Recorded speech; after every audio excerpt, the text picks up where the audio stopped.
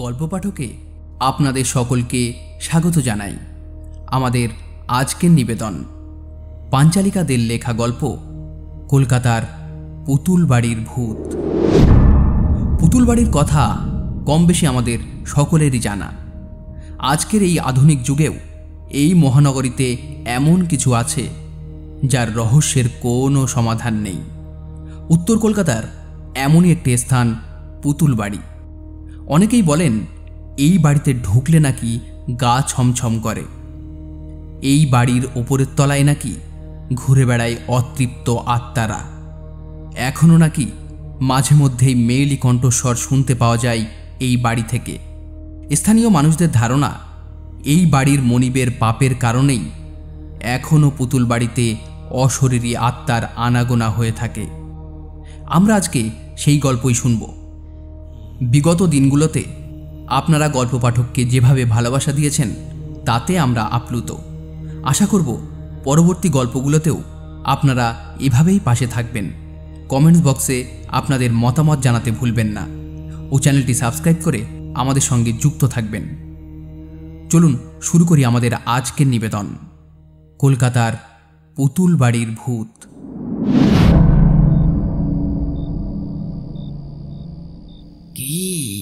কি খবর? ঘরে ঢুকতে ঢুকতে অলি আর পটাইয়ের এই খুনসুটি দেখছিলেন বারিনবাবু। আরে দাদাই, তুমি আসবে, কই ফোন করনি তো? বারিনবাবু মানে পটাইয়ের মায়ের বাবা আর অলি পটাইয়ের দাদাই। আর দাদাই মানেই মজার মজার গল্প। আসলে তার অভিজ্ঞতার ঝুলি নানা রকম বৈচিত্র্য ঘটনা দিয়ে পূর্ণ।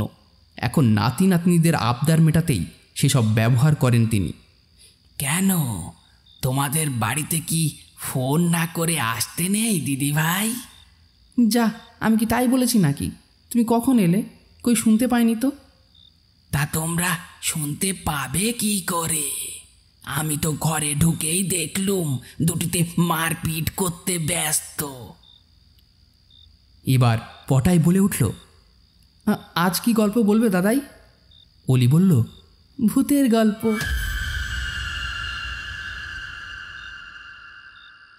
আসলে জানো কি দাদুরা, ভূত ব্যাপারটা ভারী অদ্ভুত।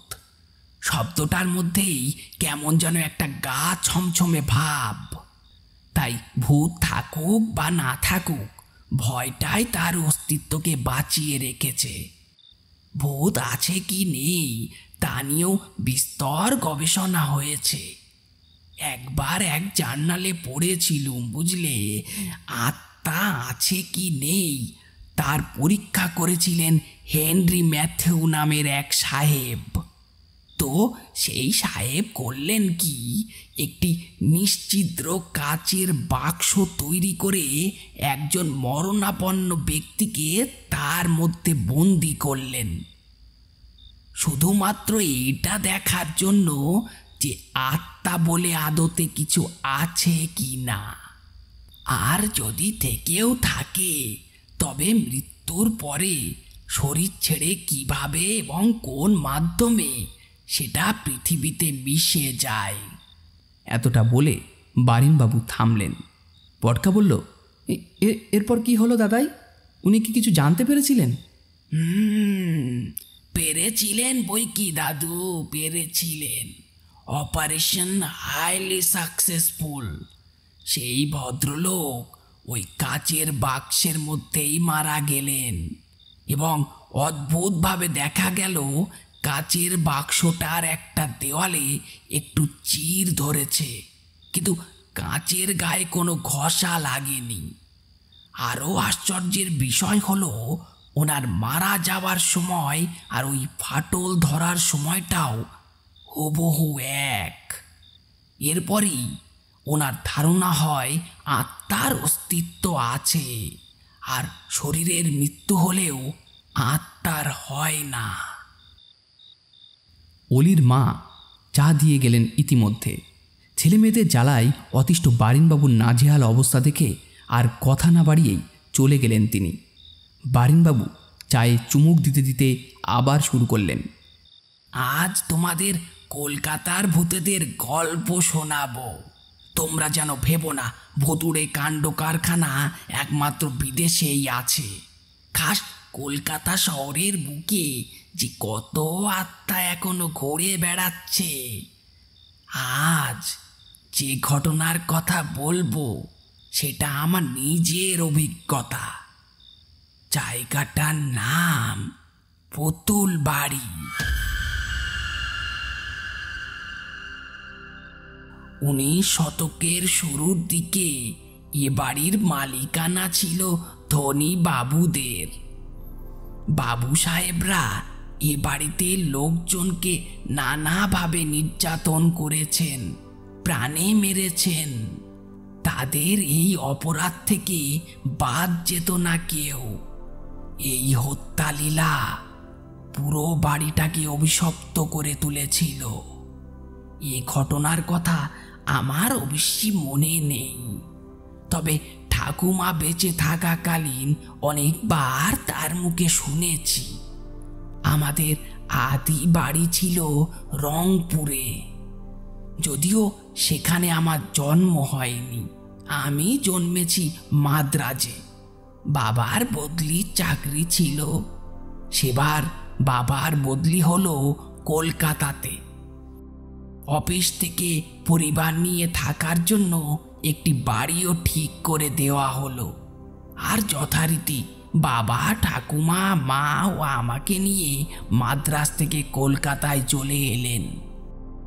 তখন আমি বেশ ছোট, এই ধরো তোদের থেকেও ছোট।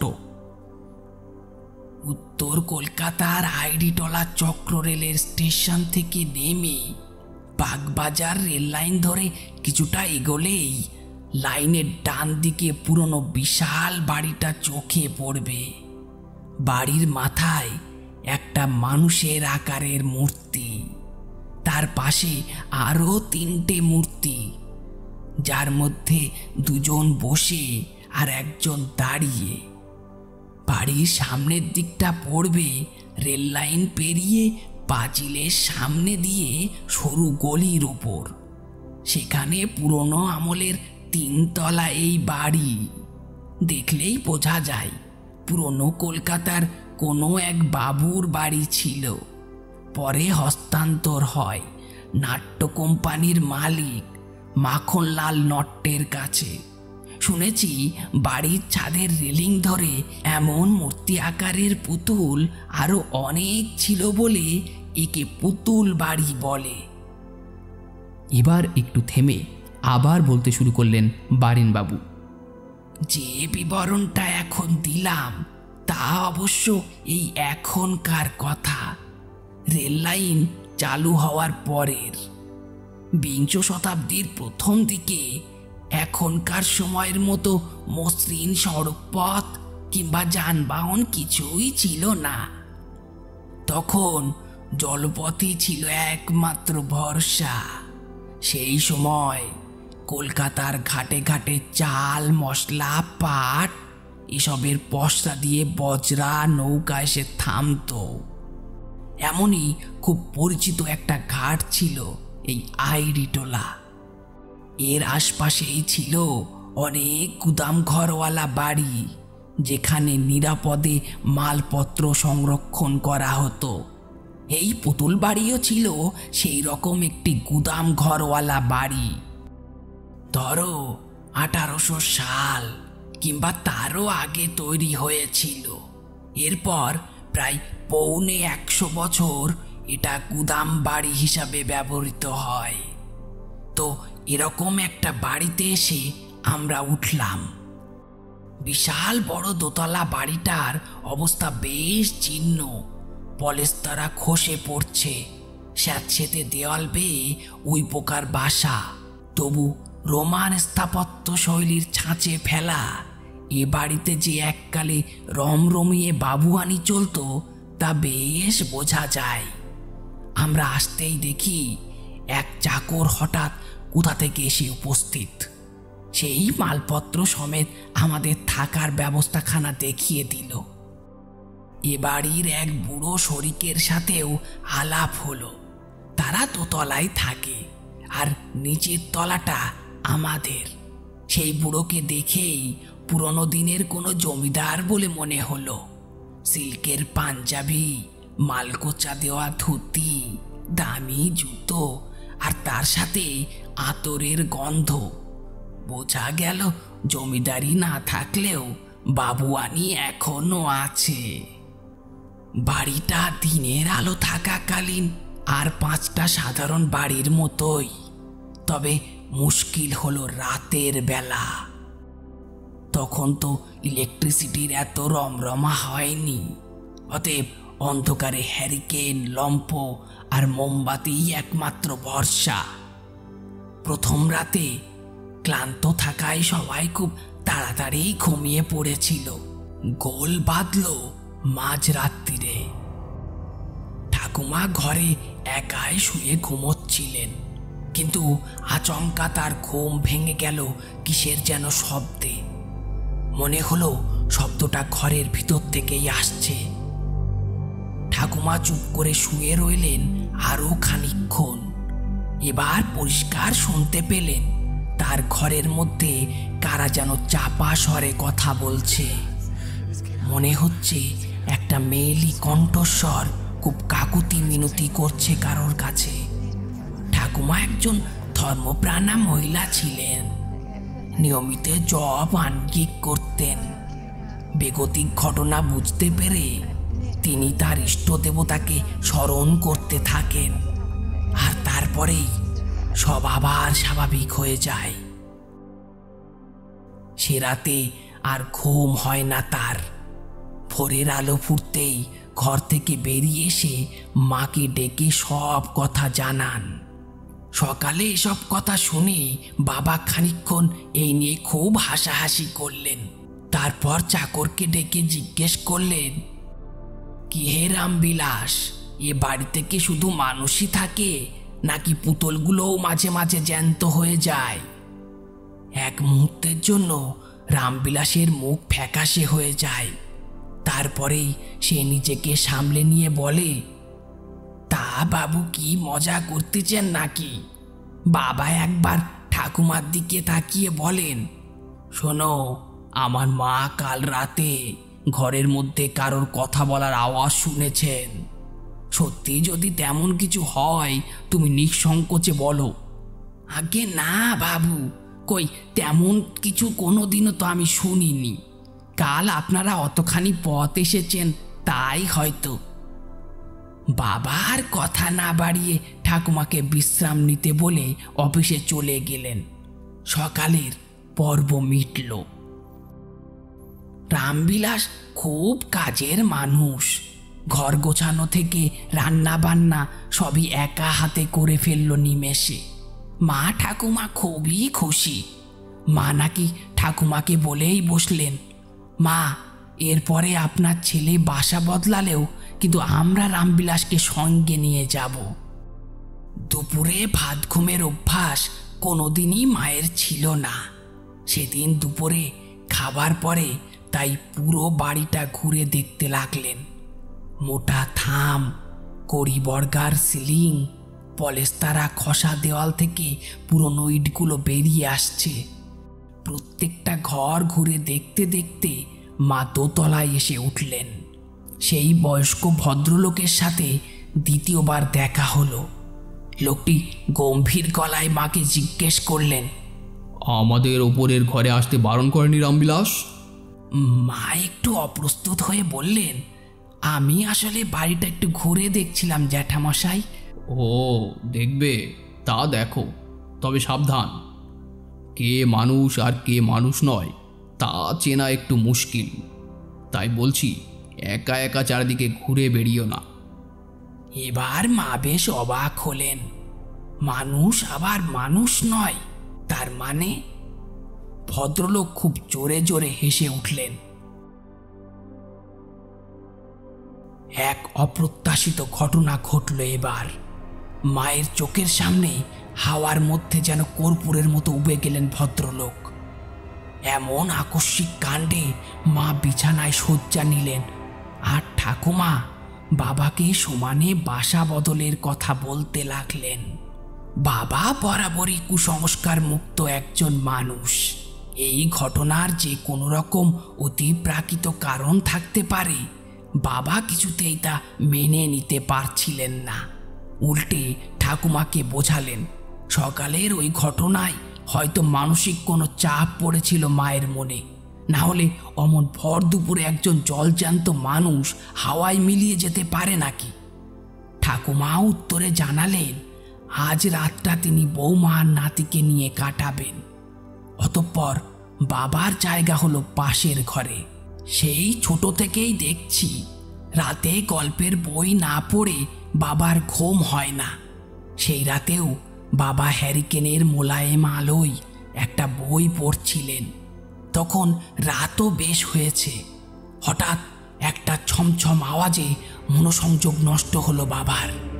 এবার খানিকটা বিরক্ত হয়েই বইটা বন্ধ করে চেয়ার ছেড়ে শুতে যাবেন, মনে হলো একটা কান্নার আওয়াজ ভেসে আসছে দূর থেকে, মেয়েলি কণ্ঠস্বর। কি করবেন বুঝতে না পেরে দরজায় কান পেতে দাঁড়িয়ে রইলেন বাবা। কান্নার আওয়াজটা যেন আস্তে আস্তে খুব কাছে আসছে। এবার একদম তার দোরগোড়ায়। বাবার মতন সাহসী মানুষেরও এইবার ভয় হতে শুরু করলো। তবু সাহসী ভর করে এক ঝটকায় দরজাটা টেনে খুলে ফেলতেই দরজা খুলে এদিক ওদিক তাকিয়ে বাবা সেরকম কিছু দেখতে পেলেন না।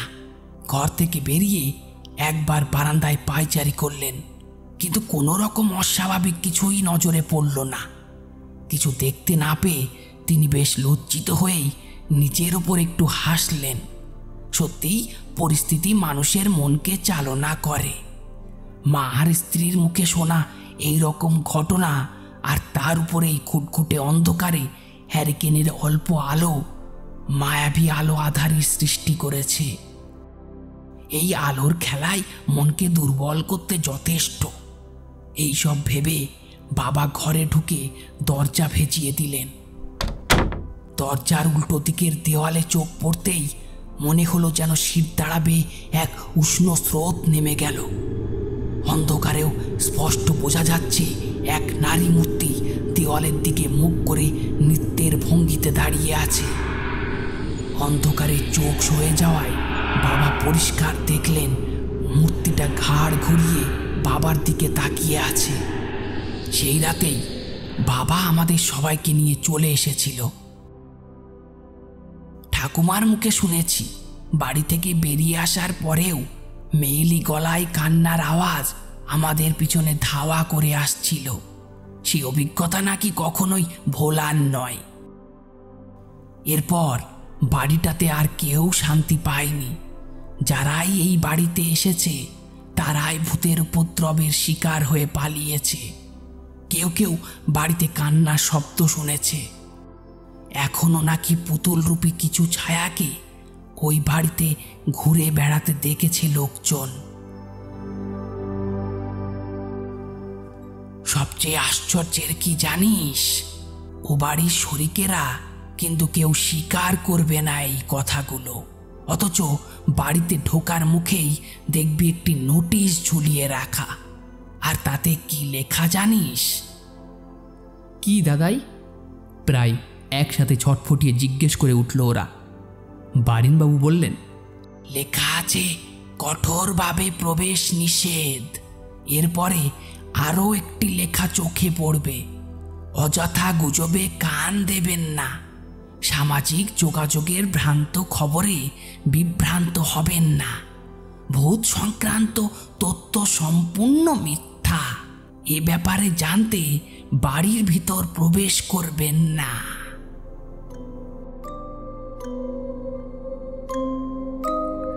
তো কি করবেন? যাবেন পুতুল বাড়িতে? একবার ঘুরেই আসা যায়। এতক্ষণ আপনারা শুনছিলেন পাঞ্চালিকাদের লেখা গল্প কলকাতার পুতুল বাড়ির ভূত। গল্পটি আপনাদের কেমন লাগলো কমেন্টসে জানাতে ভুলবেন না। গল্পটি ভালো লাগলে ভিডিওটি লাইক করে চ্যানেলটি সাবস্ক্রাইব